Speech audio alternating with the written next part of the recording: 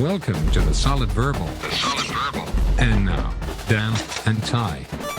Dan Rubenstein, welcome back to the show, my good friend. Can you do me a favor? Always. Anything for Ty. I want you to hold up 12 fingers.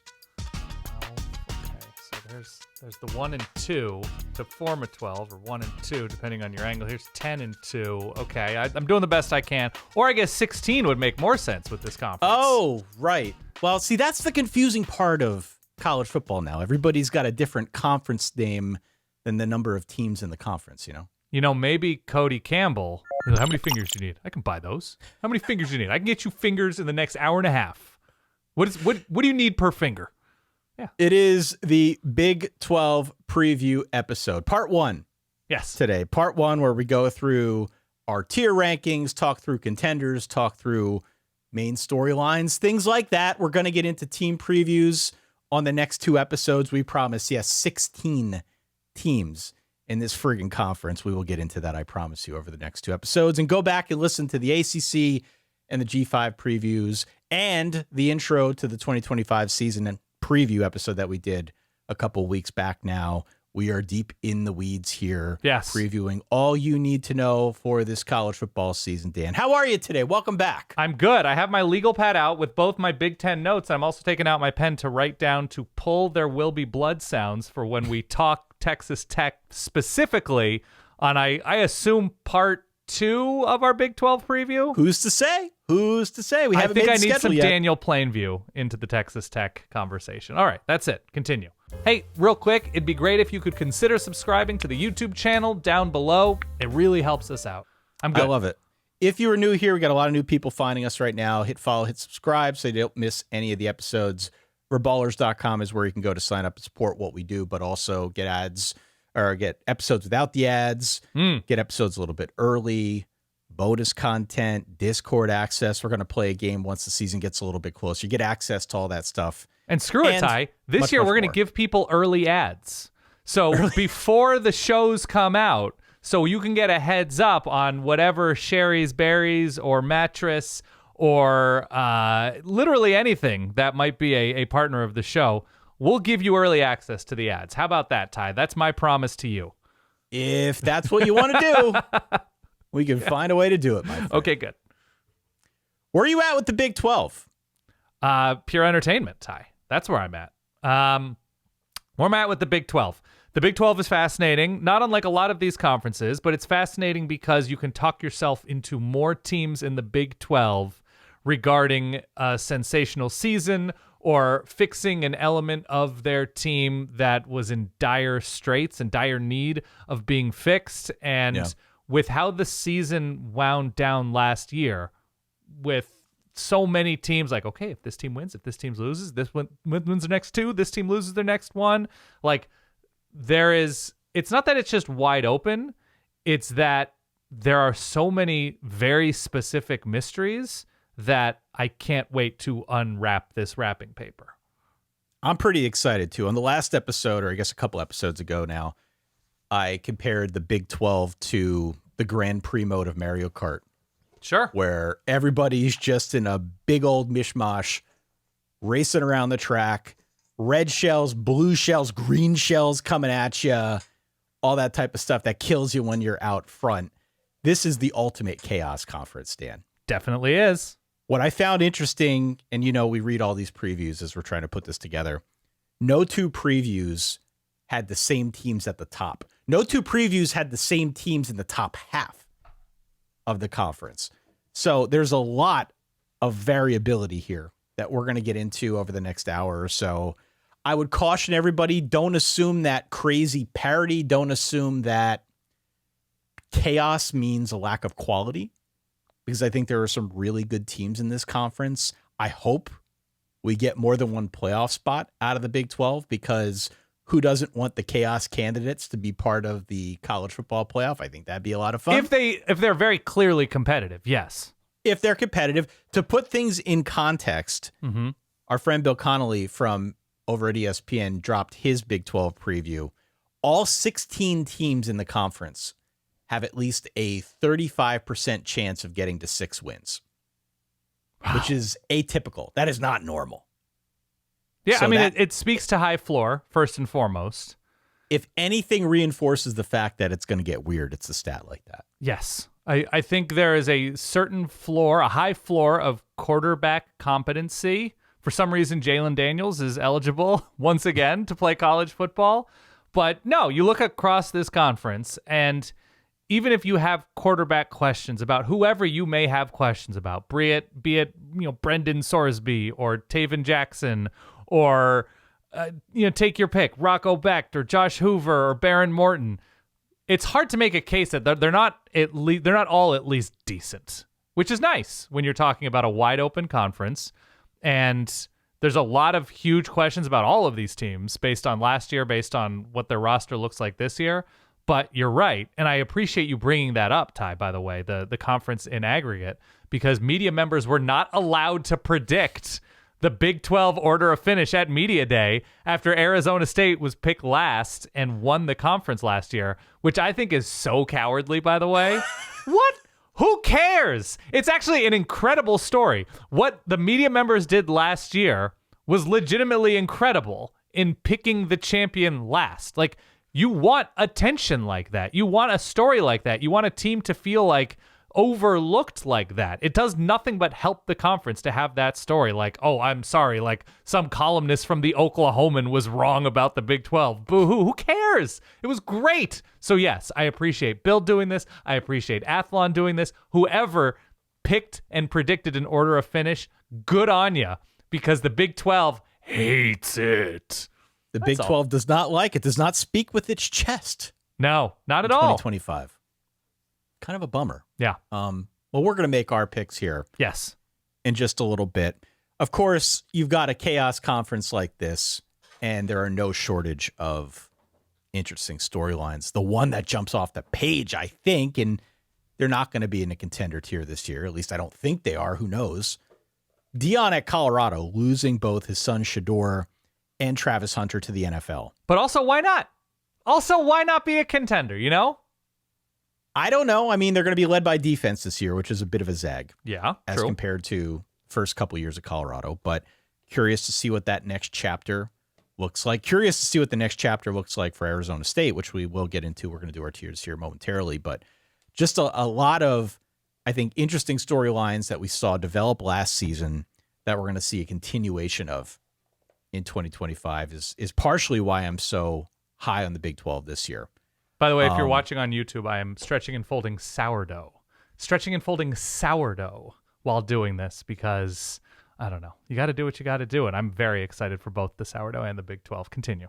I'm glad you bring that up because, not to give too much away, I have one of my dumbest bits ever this year for the Big 12. Is that true?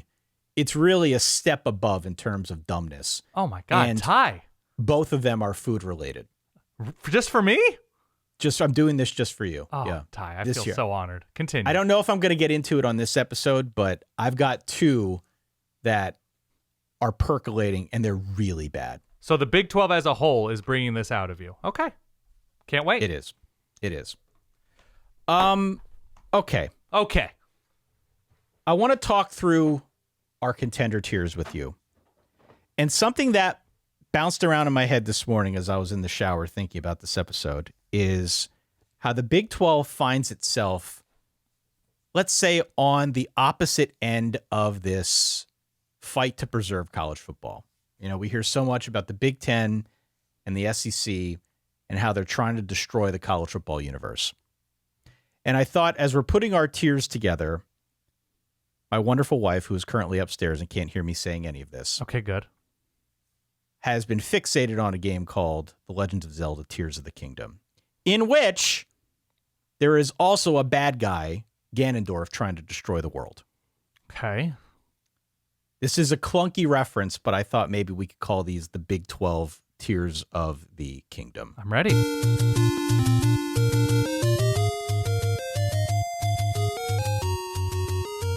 Get ready, Dan! 16 teams in this damn conference! Yes. These are the Tears of the Kingdom. Who's at the very top for you? Arizona State. Okay. I'm going ASU. It's a very easy answer, but when faced with the chaotic nature of the Big 12 with transfers and nobody really jumping out, I'm going to go with the team with proven championship DNA. Sam Leavitt was sensational down the stretch. They returned so much on defense.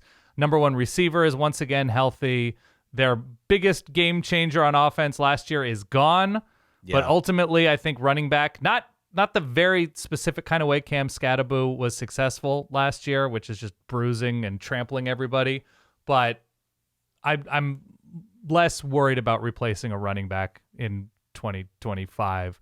So ASU, with a tricky schedule, mind you, is the team I feel the most confident in if I were assigned to pick one. I really struggled with this top tier. I've got 6 teams in my top tier. We could talk through who those are. Obviously, Arizona State is clearly in that upper crust. Nearly everybody's back. Yeah. As you said, Sam Leavitt, Jordan Tyson, a good line, a lot on defense. They got to figure out a pass rush. They definitely do. I think the other point of contention I have, and I'm a little bit leery because a lot of their success clearly came from Cam Scatterbo, but also they had a really good turnover margin that they used to their advantage last year. Definitely. And those don't tend to be stats that you can blindly expect to continue. Agreed. A lot of that's luck. Clearly there's a defensive philosophy that plays into it, but if you don't get the margins this year the way you did last year, you're losing your big engine in Scatterbo. If you don't generate a pass rush to kind of help you maybe force some of those turnovers, that was, I think, my main sticking point with ASU and why I don't have them Counterpoint. at the very top. Counterpoint. They won their final Big 12 game last year by 77 over Iowa State at the championship game. And that's plenty to account for a loss of turnovers. Continue. I also have Iowa State in this tier. Okay.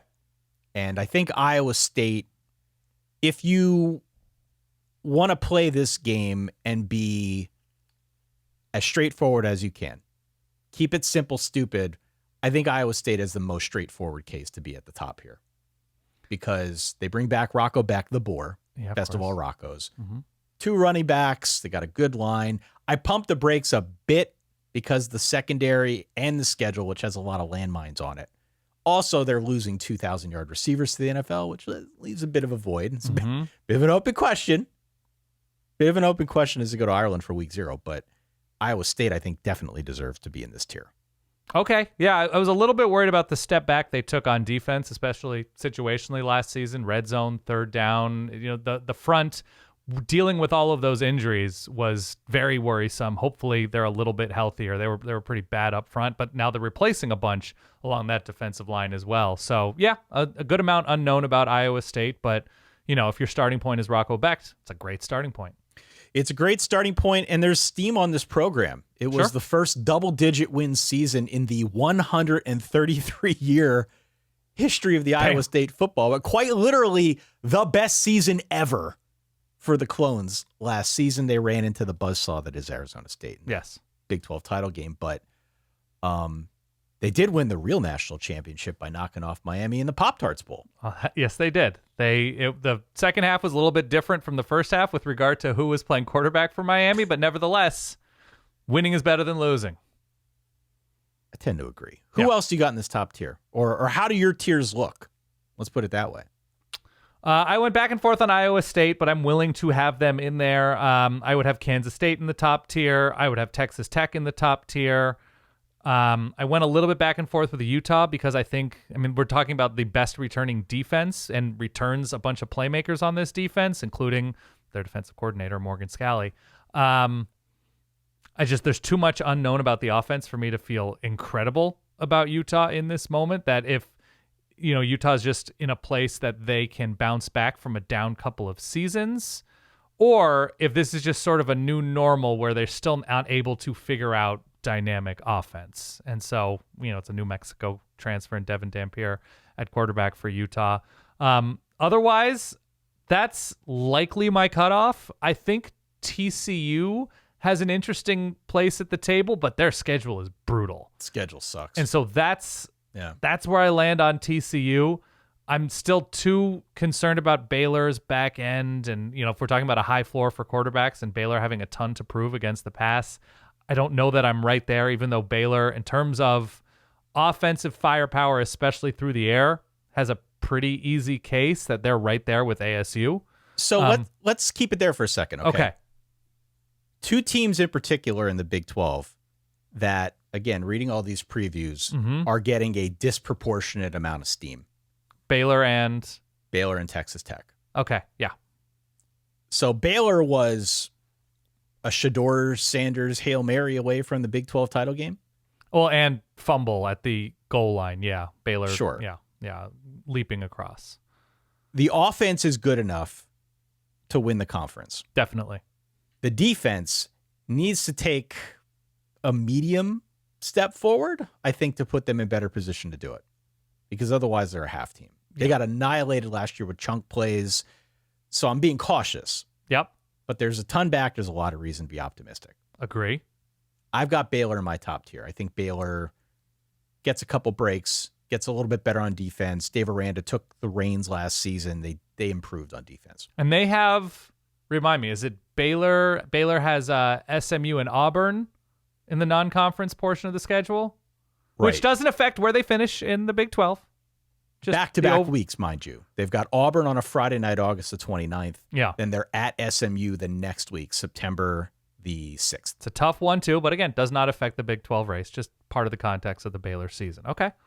I've also got Texas Tech in this top tier. Fascinating. Yes, of course. This is the most steam I can ever remember on a Texas Tech team in the history of our show.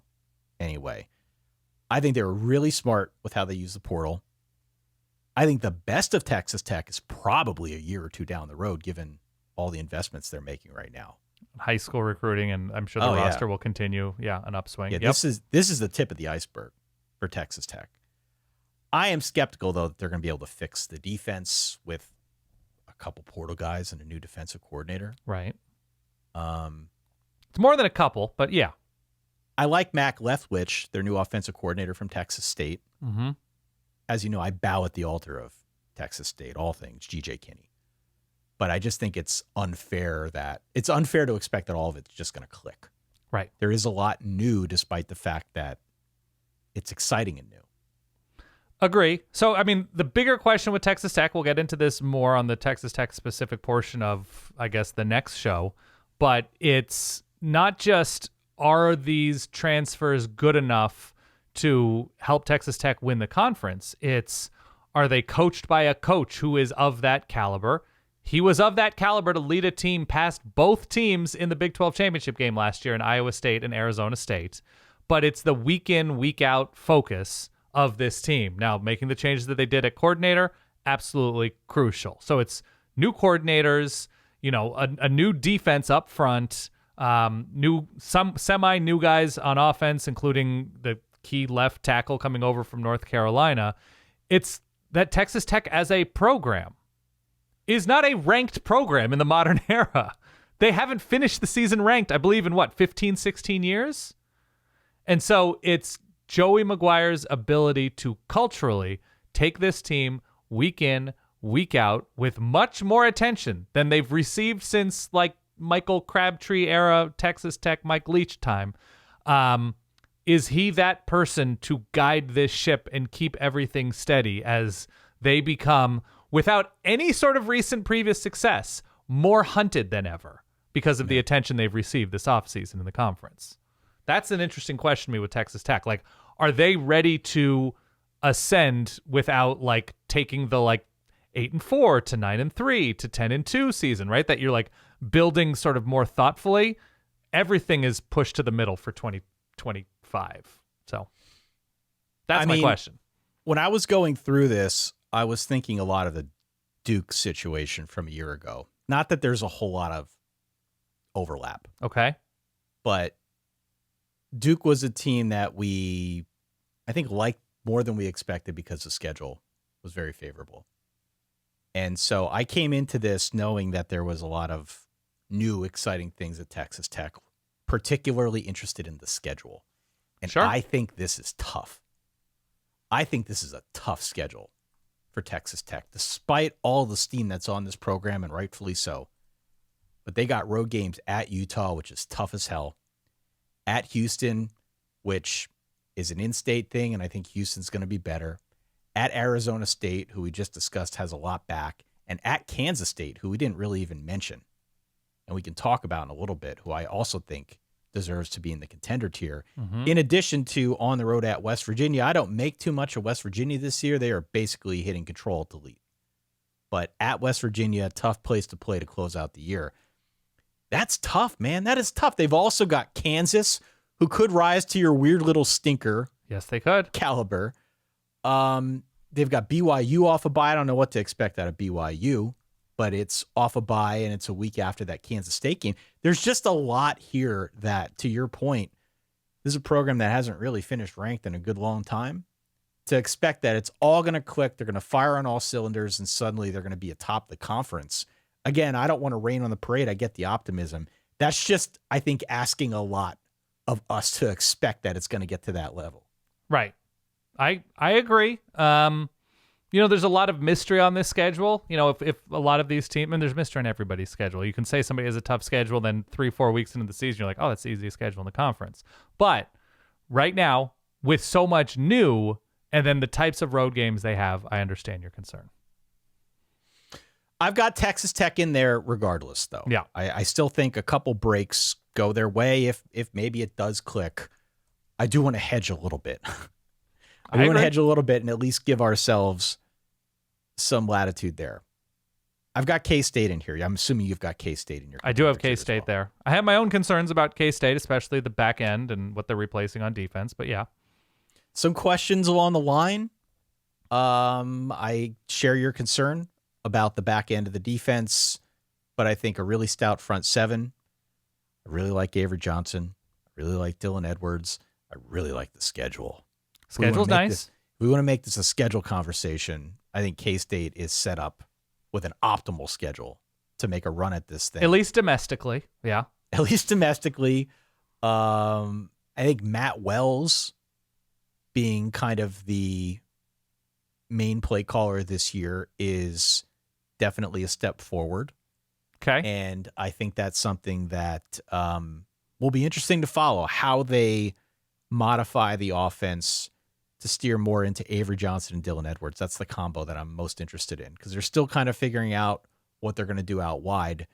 I look for some misdirection. I look for them to use speed in different ways this season. Against the schedule, it seems like it sets up really well for the Wildcats. So for me, I've got it K-State, Iowa State, Arizona State as 1, 2, 3. No Texas Tech? They're 4? Baylor is 4 for me. Baylor 4, Texas Tech 5? Texas Tech 5, okay. And then I've got Utah at 6. What is the margin between Baylor and Texas Tech? Not much. Okay. Is it schedule? Is it you like Sawyer Robertson more than Baron Morton? You like, the combination of all the guys returning, especially in the backfield for Baylor, loss of Taj Brooks, replacing Quentin Joyner. Like, is there anything else that... I like the offense more. Okay. I like the offense more. I think the offense last season under Jake Spavital was electric. I think they're going to take another step forward this year. Okay. So the offense, I think, is in a better, more reliable place, even though I do like Texas Tech, but losing Taj Brooks is a bit of a dagger. Yeah. Secondly, on the defensive side of the ball, Aranda did improve things when he took the reins latter half of the year. Okay. So I am of the mind that Baylor is going to have a better offense and hopefully going to have a better defense with Aranda at the reins. Texas Tech has upside, but if I'm looking at this and if you're asking margins, the margin for me is basically Dave Aranda and his defensive prowess. You need guys, though, and then they went to the portal, but you do need guys. You needed to sort of actually make plays. So how many teams is that in your top tier? 6?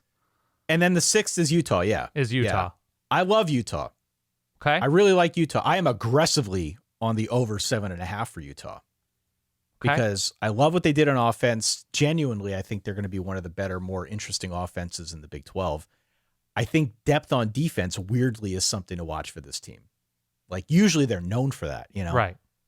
But with how banged up this team has been over the last couple seasons, depth on defense isn't where I would like it to be to feel a little bit more comfortable about that. There's also low-key a rebuild going on along the defensive line, which, again, is something that we can usually rely upon when we talk about Utah. Right. Oh, and this also might be the toughest schedule in the Big 12. It's a real tough schedule.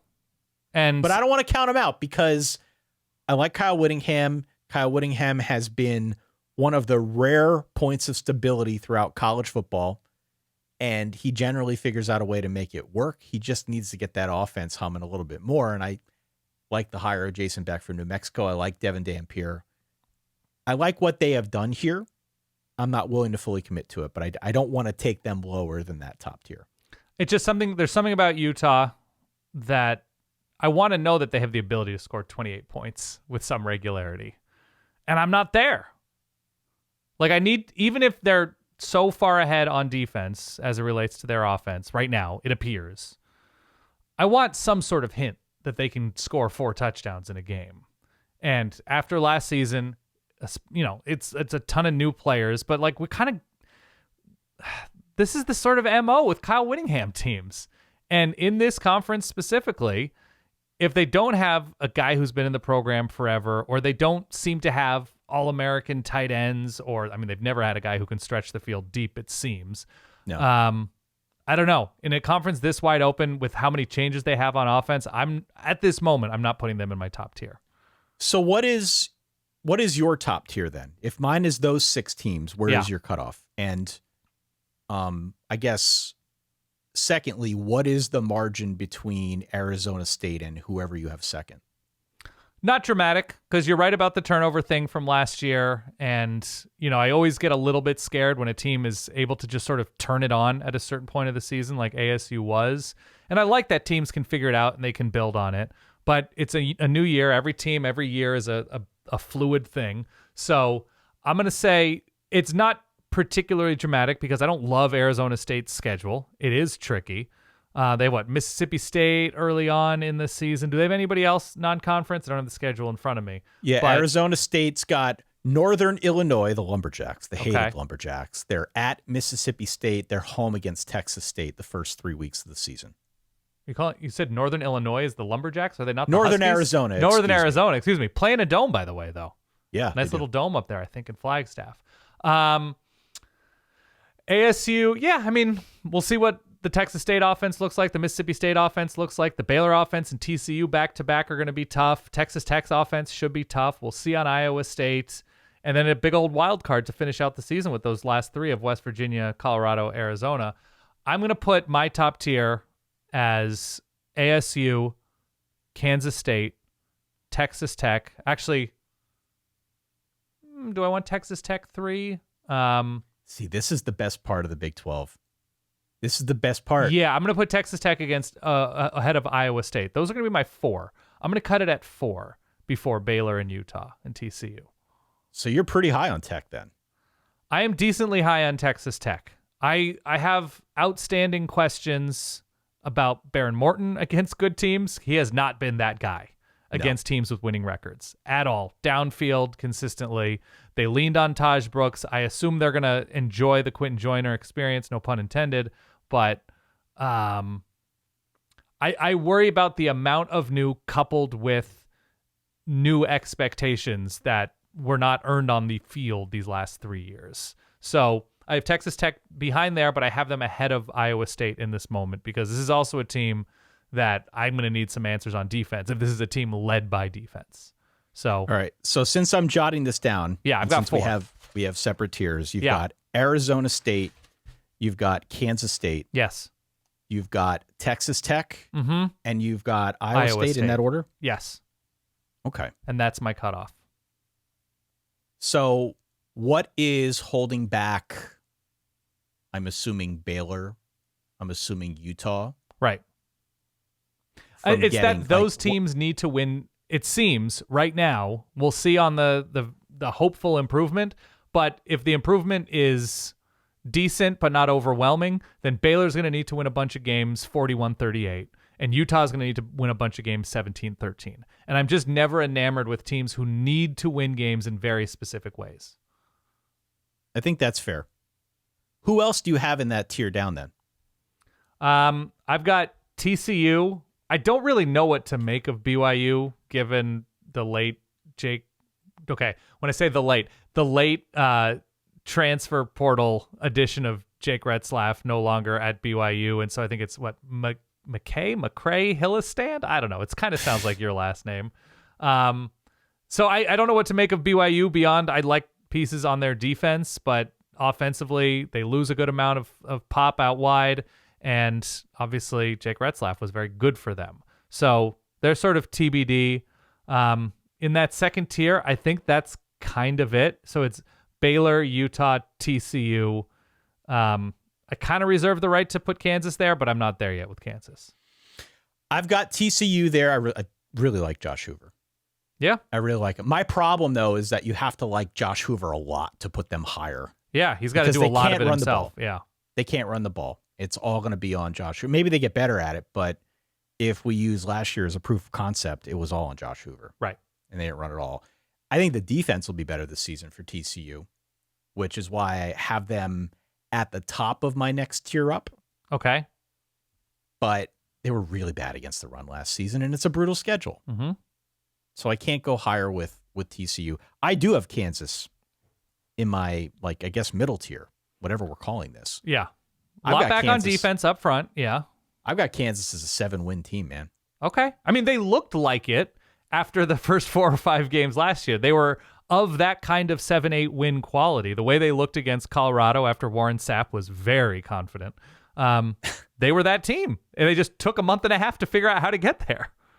There is a lot of steam on Kansas right now because they're reopening the booth, their stadium. Yeah, they played away from home. They didn't play home games last year. Yeah, and extended renovations. We're going to get to see that on display relatively early. But let me use my Ashanti quote here. Okay. It's about trust. It's about trust with Kansas. Do we trust that Jalen Daniels can stay healthy?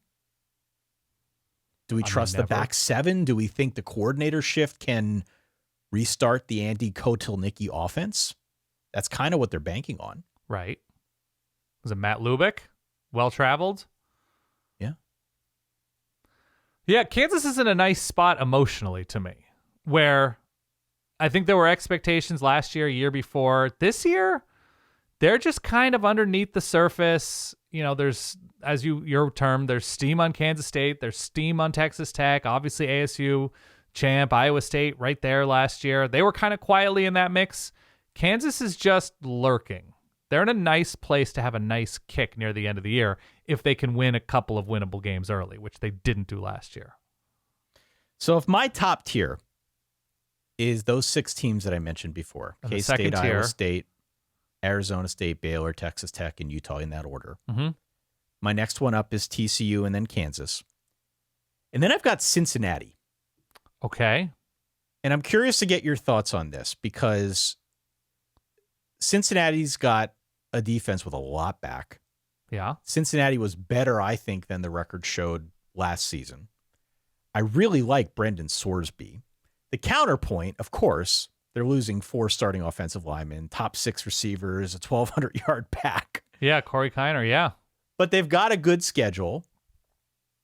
And I think that, again, this was a team that was better than maybe the record indicated last season. So it's like, which side of the coin are you with Cincinnati? Are you on the side of this is a good schedule with a lot back on defense and a quarterback that I think we both would agree is at least serviceable? He's decent. Yeah. I kind of like him. But then on the flip side, there still is a lot new to figure out. There is mounting pressure. If you go out and read Cincinnati football previews, there is no shortage of frustration with respect to Scott Satterfield trying to turn this thing around. You can kind of pick your own adventure here with Cincinnati this year. It's also a question of like, okay, Cincinnati seems decent, but if they're more than decent, why? Right? It was a very average offense overall last year and a pretty average defense. And so that gets you a pretty average team. Average is better than bad. We can write that down. But also, where's the pop? Where's the spice? Where's the identity that has them beating a team that seems more talented, seems better, seems that they're more well-positioned to win this conference? It can happen a week, but that's also a kind of team that can lose to a team that we're pretty sure is clearly worse than Cincinnati. That's the problem with Cincinnati to me right now is donde está el pop. That's it. This is going to be year 3 under Satterfield. Correct. His record so far is 8-16. He went 5-7 a year ago. Vegas has the win total at 6.5. I get the sense, again, from reading all this stuff, that there is palpable frustration here. This was a team that was winning 9 games a year with Luke Fickell. Went to the playoff with Luke Fickell. So I think it's fair to wonder if 6 wins, if that's what it ends up being, is enough progress to cool the hot seat. I don't know the answer to that. We have Cincinnati fans who listen. Weigh in, let me know. solidverbal@gmail.com. But that's a really interesting situation. They've also got 7 home games this year. True. College fans being fun. increasingly frustrated with Scott Satterfield is something that I feel like I've written down 7 straight years. I don't even know how many years. Yeah, it's also a program that, bouncing around conferences, but you would think, given location, given the wide open nature of their current major conference, that Cincinnati would be as well positioned as anybody as a program that wins with a bunch of different coaches. I guess short of Scott Satterfield and Tommy Tuberville, that this is just a winning program. And now with more resources and more attention, it can only help things. The first, non-power conference team to go to the college football playoff. And it just feels like they're in a little bit too much mud still. That's all. For your consideration on any podcast player, search Solid Verbal, find us, and hit follow or subscribe. It's just that easy. If I've got Cincinnati 9th, I've got BYU 10th. And I share your, what's the word? Confusion. I share your hesitance. Yeah. Uncertainty with BYU. Yeah. I don't know how anybody could be certain of BYU right now. It's a Utah State transfer from a couple of years ago coming in who appeared to be the backup heading into the season. And because of the defense, because of the returning quantities on offense, BYU seems like a program that has the highest upside to move up because everybody's kind of putting them in the middle of the conference right now because we don't know what we're going to get out of this offense, and specifically at quarterback. And so if you don't know that right now, it's hard to feel super confident in mid-July. So Jake Retzlaff you can go and read what's going on with Jake Retzlaff. Sure. But amid honor code violations and a civil lawsuit and all sorts of stuff going down there, he has withdrawn from school, and he is now, I guess, actively shopping himself out there to other teams. Our friend John Kurtz, who was on the show, writes an Open for Business newsletter, said that Oklahoma State might have some interest in Retzlaff. As they should. West Virginia might have some interest in Retzlaff. As they should. So there's a chance we will see him elsewhere in the Big 12. Mm-hmm. But at time of recording, we don't know if that's going to come to fruition or not. I tend to trust in Kalani Sitake. And the reason that I trust in him is because I didn't trust in him a couple of years ago. And he proved me wrong. Not that he needed to prove anything to me. Yes, he did. But I remember reading preview publications, and everybody was high on Kalani Sitake as a coach. This is a guy who's going to figure it out. This is a guy who knows what he's doing. And at the time, I said, why? Why is anybody giving him the benefit of the doubt? Right. He's proven to be a really good coach since. And I don't know how he handles this thing with the quarterback, leaving the team so late in the game. I don't know how he handles it with so much new in the secondary. I think it's tough to be high on BYU given what's new out there, but I also don't expect this to be a total disaster of a season. Like if we come back to this conversation 6 months from now and we're talking about a 7-5 or an 8-4 BYU team, that is not what I'm expecting. Right. But if that's the way that this thing goes, I just want everybody to have expected it because Kalani Sitake finds a way to weather these storms. The important thing, too, is if you're talking about a wide open conference, you're generally talking about a lot of teams who have a bunch of answers on offense and a bunch of questions, or not offense, on one side of the ball and a bunch of questions on the other side of the ball. Last season in the Big 12, only one team finished in the top 40 of points per drive scored and points per drive allowed. That's BYU. That means it's a roster. That means it's good coaching. That means it's finishing games. That means It's creativity on offense. He's, had to shuffle through coordinators, and Kalani Sitake has found answers, and he built the most over the course of the season. Obviously, they didn't beat ASU, and that cost him a trip to the Big 12 championship game, but he built the most complete full season team of 2024, and that's something. You talk about chopped coaches. Correct. I think Kalani Sitake is very much a chopped. As in the show Chopped. You give him a bunch of ingredients, he'll figure it out. Yeah. Okay. He's going to figure out a way to make a delicious dish out of this. Yeah. I don't know how, but he's going to do it. Yep. I've got BYU in here 10th. Not super high on BYU given circumstances, but again, I put them in kind of my meaty middle tier. Yep. And then the last one at the very bottom of this tier for me, I've got Houston. Okay. I'm higher on Houston than I expected. Man, they lose a lot, but okay. Upgrade at quarterback. Connor Wigman comes over from Texas A&M. And honestly, it's just everything you read about Houston screams Willie Fritz knows what the hell he's doing. He's a great year two coach. Yeah. Screams that there is a plan, that they are being deliberate with how they use the transfer portal. There's not really any panic. It's just a guy who knows his craft.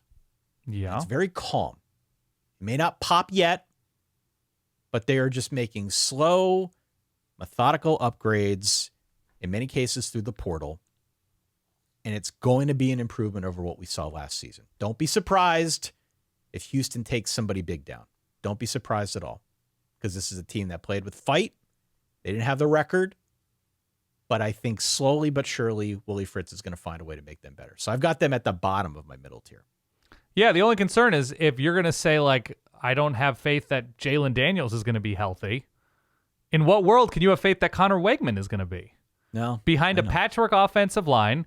And so you get 5.5 games of Connor Wegman, and then if it doesn't work out physically, it's back to Zion Chris. I guess that's why you don't have him in your first tier, all the losses and the patchwork elements of this roster. But yes, the best of Connor Wegman is interesting. I like a couple of these receivers, but I'm with you. You got to pick somebody to be a sleeper, and you're speaking with your chest. I appreciate it. Now, I did go through phonetic spellings for a lot of these guys. Okay. I believe it is Wigman. Wigman? And that pains me because I'm a Wegmans guy. I know. So you're talking about like W-I-G-G would be how... I have it written here. W-I-G. First off, he spells Connor with an E instead of an O. Yeah. Which is weird. Colonel. Secondly, it is spelled W-E-I-G-M-A-N, and it's pronounced Wigman, like he's wearing a wig. Hey, it's his name. He can pronounce it however he wants. Do whatever you want. Listen, yeah. I'm not criticizing. I'm just saying, for the people out there who see this, Wigman. Fair enough. I've got a tier in here with just one team. And I hope people don't take offense to the title of this tier. I'm ready to listen. But I frankly didn't know what else to call it. Is it the prime tier? I'm calling this tier Jesus Take the Wheel. Okay. And the only team in it is Oklahoma State. Oklahoma State ahead of Colorado. Yeah. Okay. Explain. I can't call it a rebuild because it's not really a rebuild. But we've got 2 new coordinators, a ton of transfers, questions literally at every position. Mike Gundy coming off of what sounded as if a very tumultuous offseason in which they almost got rid of him. He had to take $1 million pay cut. He took the pay cut. Now he's using the portal. It feels like there is a lot of, let's say, motion to create emotion. Mm-hmm. Not necessarily sold on what they're doing on defense. There is just so much upheaval and so much going down that it can't help but feel, at least to me, like there's a lot of desperation here of just trying to do a million things at once to make the whole thing better, and I don't know if any of it will. So hard to see after these last couple of seasons. Last year, yeah. There is just a lot of stuff going on, kicking up dust, Mike Gundy throwing up his hands. We'll see what happens. So 2 of the past 3 seasons have been catastrophic for Oklahoma State. They replace basically all of their offense, and I think basically all of their defense this year, right? Do I have that right? Yeah, I'm looking at it right now. And so there's a lot of chaos in Stillwater. Will he, won't he stay regarding Mike Gundy? And who do you bring in to steady the ship on defense? Todd Grantham. Okay. All right.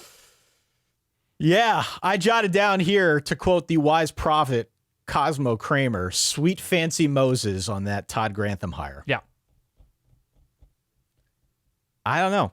I mean, 41 transfers.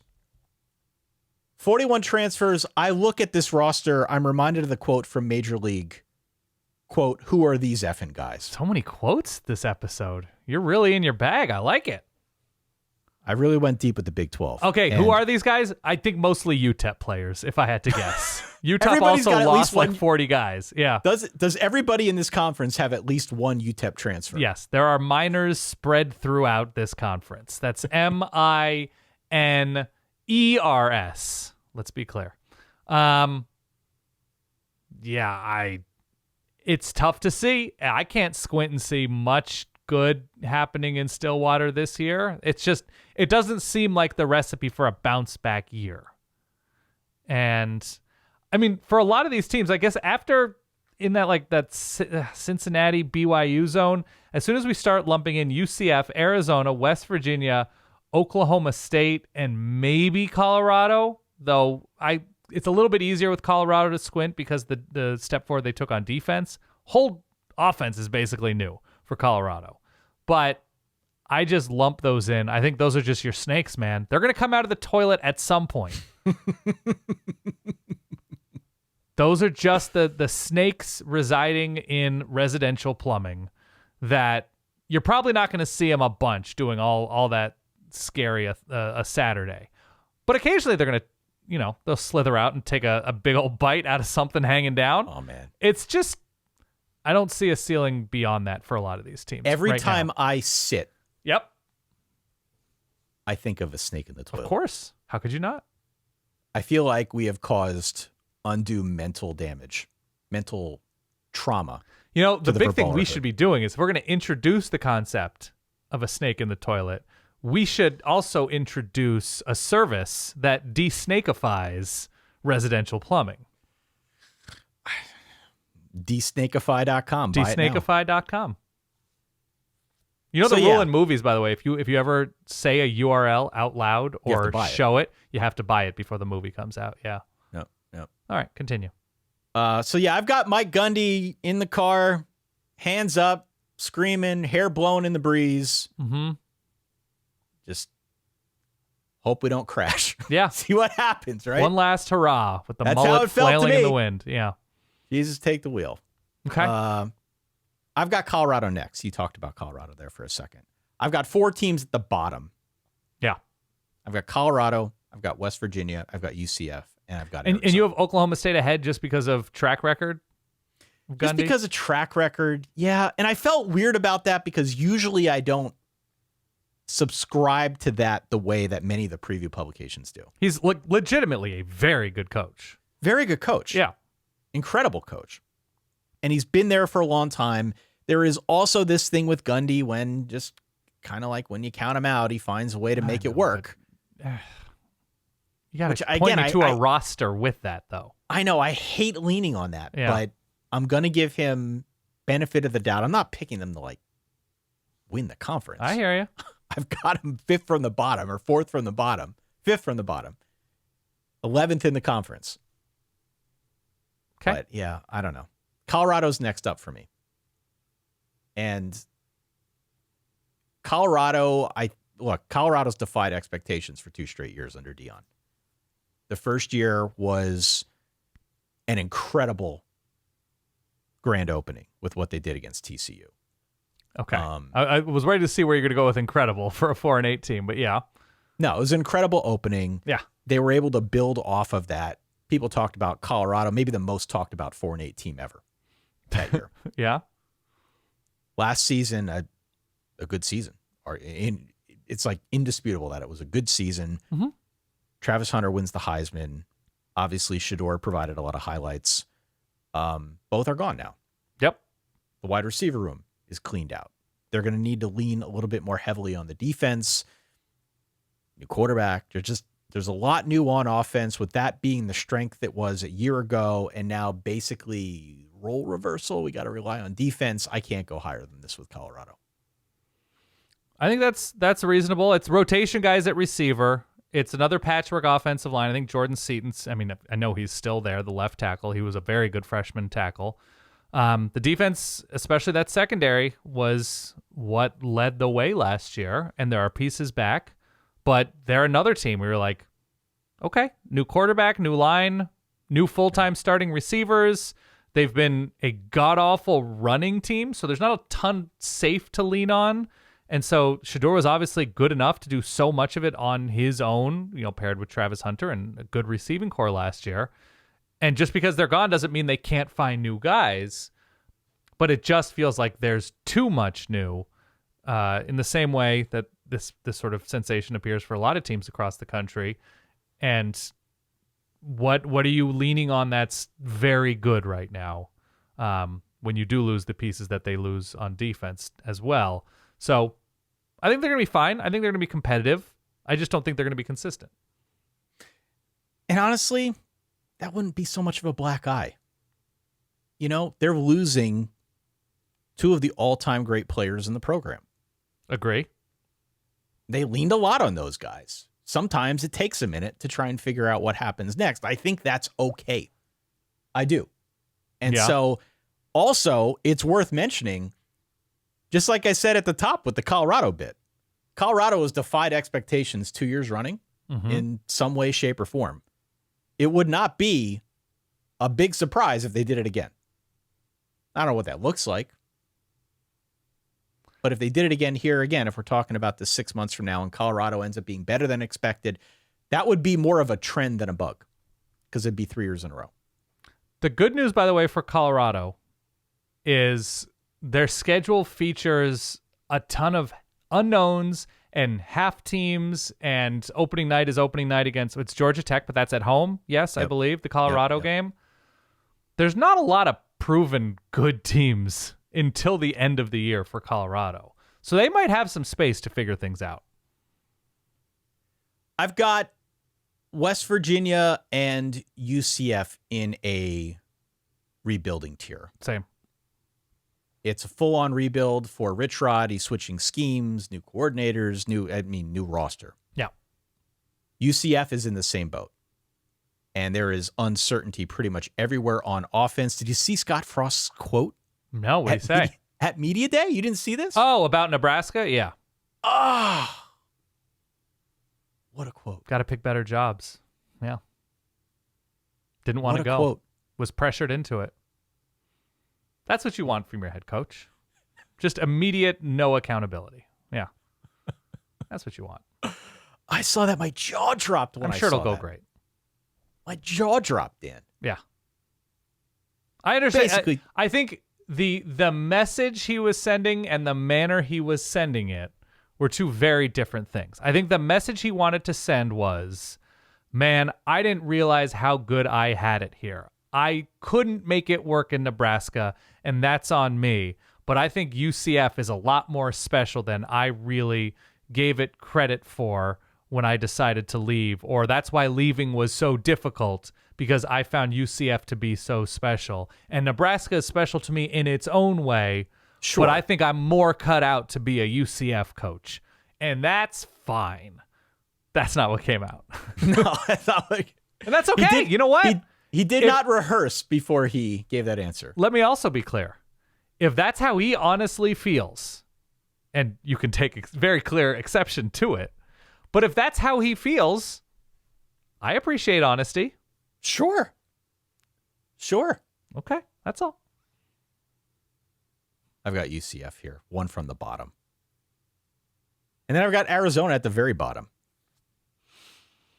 You have Arizona after West Virginia and UCF. I think this is a hot mess. It's a hot mess. Well, okay, so there's a bunch of new players everywhere.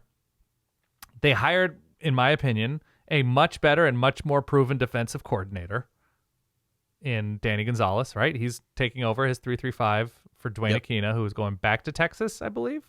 Yep. Texas. Noah Fifita loses the best wide receiver in program history. You a Seth Deggy guy? You like Seth Deggy? He's making the rounds. He is making the rounds in this sport. What'd you say on Slack? Collecting team merch? Yeah, he's a merch all-star. Five schools in 5 years, I think, is the number right now. It's still not quite Brendan Marion, who's like 7 or 8 schools in 8 or 9 years, who's now at Sac State. A lot of buzz around Sac State, by the way. Yeah. I don't know if I'm a huge Seth Agee guy, but I can appreciate an improvement from year 1 to year 2. Unfortunately, with as much going out and coming in with Arizona, it doesn't feel like they're on the most solid of ground. So I'm with you in terms of like they definitely qualify as a snake team to me. We heard from multiple people last year that there were active conversations about whether or not they were going to retain Brent Brennan. Right. Obviously they did. They invested, I guess, something into their NIL instead of buying him out. But there was sort of this sense that he was in over his head. Yes. I liked him at his previous stop. I liked him at San Jose times, State. yeah. But there was definitely a growing sense that this guy's not going to be able to get it done, but he's getting another year here. Just does not feel like a good situation to me. It just does not feel like a good situation to me. I'm more of a skeptic this year than I was last year. You've got to be a full-on escape artist to avoid the wrath when year 0 essentially occurs in year 2, which is what it feels like for me this year with Arizona. It just feels like a total reboot. So the schedule isn't like horrific for Arizona, whatever that means to you. They have Kansas State at home, Iowa State on the road, BYU is at home, Colorado's on the road. I mean, Baylor's on this thing. They're at Arizona for the Territorial Cup. Kansas is, but we have no idea if this is a tough schedule or not, as I say this. No, we don't. So you're right about that. I mean, nobody knows anything in the Big 12. We're also not that far off. Like a year and a half ago, you'd have to go further than a year, from Noah Fifita being one of the more encouraging young quarterbacks in the nation. That was under a different coach, different offensive coordinator, throwing to different receivers, protected by a different offensive line. But in terms of talent, there is talent there at quarterback. He just had a down year and saw so many ghosts last year in year 1 of Brent Brennan. I don't know. He took him out of games, and it was unfortunate to see. If you read some of the preview publications, I'll throw Phil Steele out there because I know he was talking about this in his write-up. Right. Phil Steele does a good job, tends to take the most optimistic view, which actually is a breath of fresh air, frankly. Mm-hmm. He tends to think, well, Noah Fifita is just going to snap back to his previous form. Yeah, that's... It was an aberration. It was a one-off last year. We can't assume that that's going to continue. Well, maybe it will. Maybe it will. You lose, as you said, your best receiver in program history, who also was, I think, a close friend of his. Yeah, of course. They played in high school together.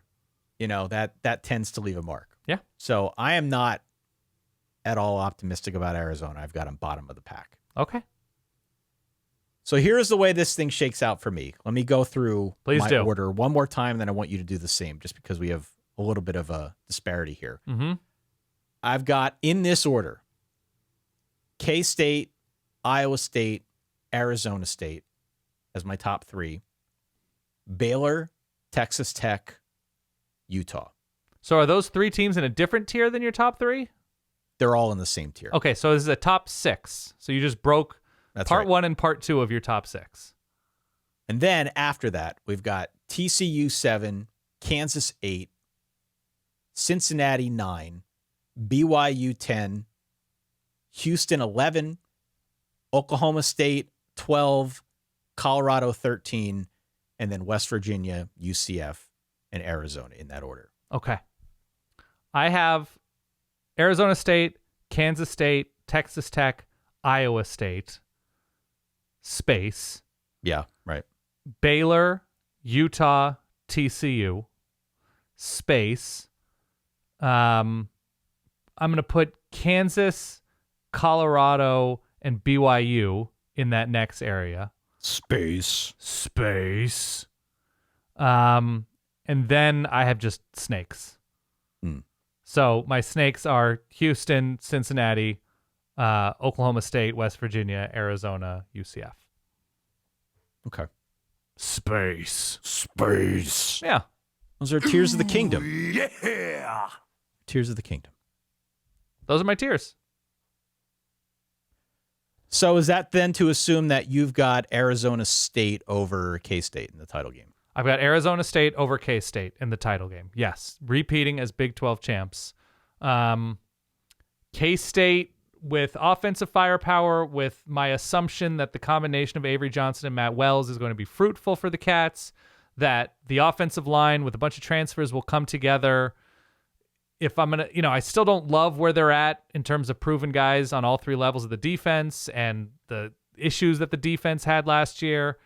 But if your starting point is a promising talent at quarterback, good skill position dudes, and a winning coach in Chris Kleiman, I think they're right there. Yeah. My issue with Chris Kleiman is that he always seems to be good but not great. Yeah. Like, he's just a good coach who doesn't play for Big 12 championships all that often. Yeah. I think you can be a good team, though, and win this conference. You don't have to be a great team. And he's won this conference before. You don't need to be a great team to win the Big 12. And again, I say that not to try and dunk on the Big 12. I love this conference. This conference is beautiful with a capital B. But there is a lot of parity, let's say, in the upper half of the conference. Agree. I mean, frankly, if you wanted to be very optimistic, you could find a way to put TCU in your contender tier. They're going to have a really good offense. They've got one of the better quarterbacks in the league.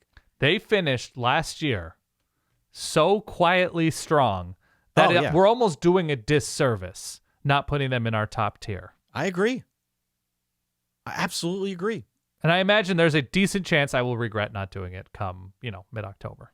But so there are a lot of good teams. I think we are going to wait and see to find out if any of them prove to be great. Yep. I've got K-State over Iowa State. Ooh, no ASU. No Texas Tech. No. Okay. No. I like Baylor. I understand the path for them to get into that game. I like Texas Tech not as much as I like Baylor, but I also understand the path for them to get into that game. Arizona State, to me, what's holding me back is the Cam Scatterboot thing. Oh, I'm not that. You really that worried? I am. You think he's that irreplaceable? I think he's irreplaceable. And I don't think you can assume that Sam Leavitt is going to progress linearly. Especially now losing Scatterboot. Yeah. I don't know if it's fair to assume that he's just automatically going to get better. I mean, ASU is basically, without their number one receiver, a missed targeting call away from ending up in the college football playoff semifinals and beating Texas. I get it. On a quote-unquote neutral site. I get it. Okay. I get it. I'm just the Scatterboot thing is spooking me out here. Is there anybody in this conference you'd rather have calling your offense than Kenny Dillingham? No. I mean, it's Kenny Dillingham and Marcus Arroyo, but the creativity, because replacing Cam Scatterboot isn't finding the next Cam Scatterboot. It's finding the next person to just find the same or comparable amount of grass as Cam Scatterboot. However you find the grass is your choice. Cam Scatterboot found it running through spleens. But you can be faster, you can run around, you can run over, you can run above, whatever.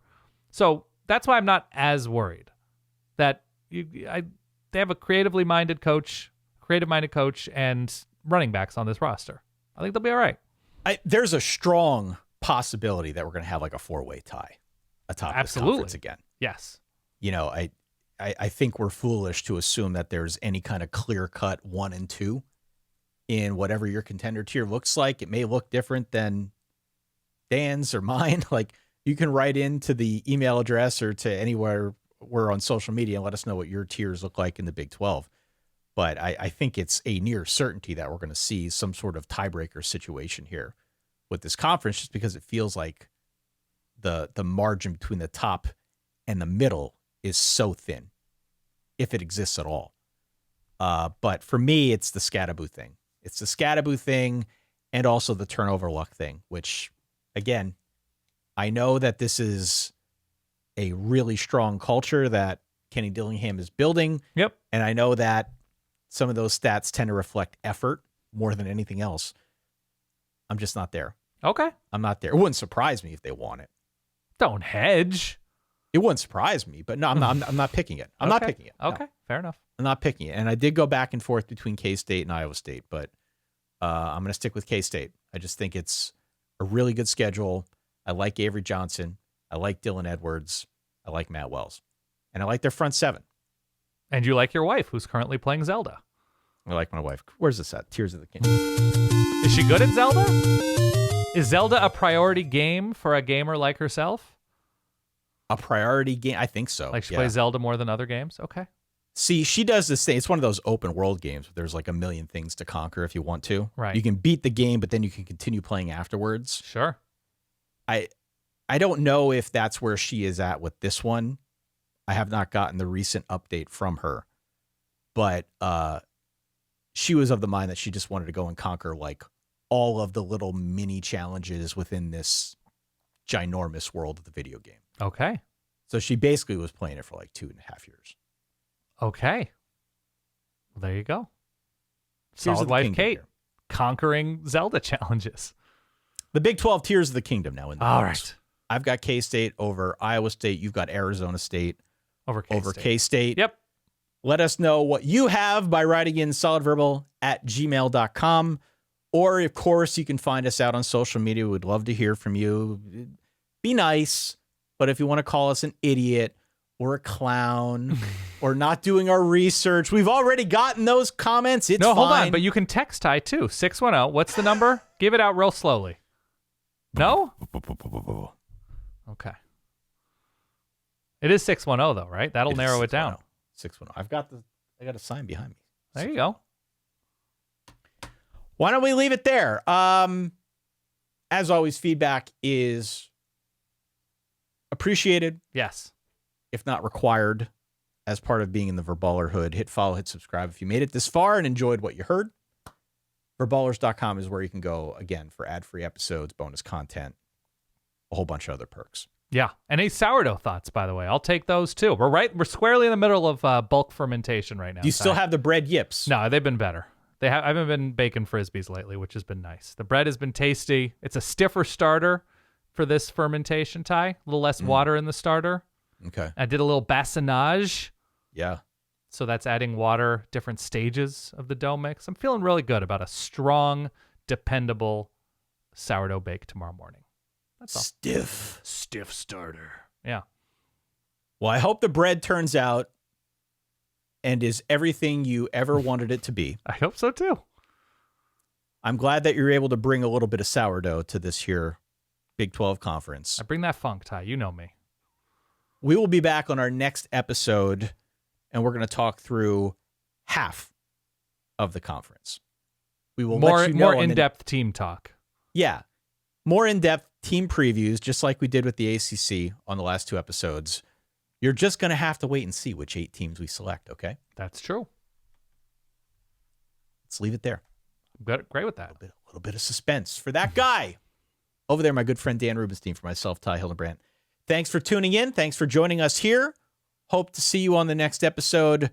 In the meantime, as always, stay solid. Peace.